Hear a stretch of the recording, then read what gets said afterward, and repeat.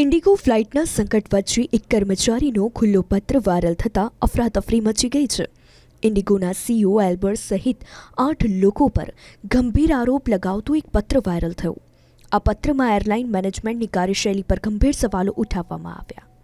પોતાને ઇન્ડિગોનો કર્મચારી ગણાવનાર વ્યક્તિએ દાવો કર્યો છે કે એરલાઇનની હાલની સ્થિતિ વર્ષોથી ચાલી રહેલી કથળતી સ્થિતિનું પરિણામ છે.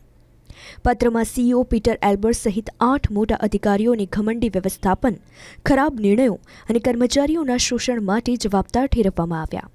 પત્રમાં જણાવાયું છે કે મેનેજમેન્ટે થાક અને સુરક્ષા સાથે જોડાયેલી કર્મચારીઓની ચેતવણીઓને અવગણી, જેના કારણે આજે આ સ્થિતિ ઊભી થઈ છે. વધુમાં તેમણે કહ્યું કે રાત્રે આરામ આપ્યા વગર દરેક શિફ્ટ કરાવવામાં આવતી. એટલું જ નહીં, વારંવાર અપમાનિત પણ કરવામાં આવતા હતા.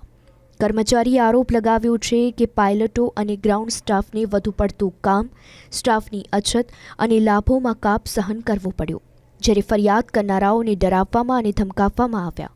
સાથે જ ઇન્ડિગોમાં ટોક્સિક વર્ક કલ્ચર માટે સીઈઓ પીટર એલ્બર્ટ્સ અને મેનેજમેન્ટના 8 લોકો અને તેમની કાર્યશૈલીના જવાબદાર ઠેરવવામાં આવ્યા છે.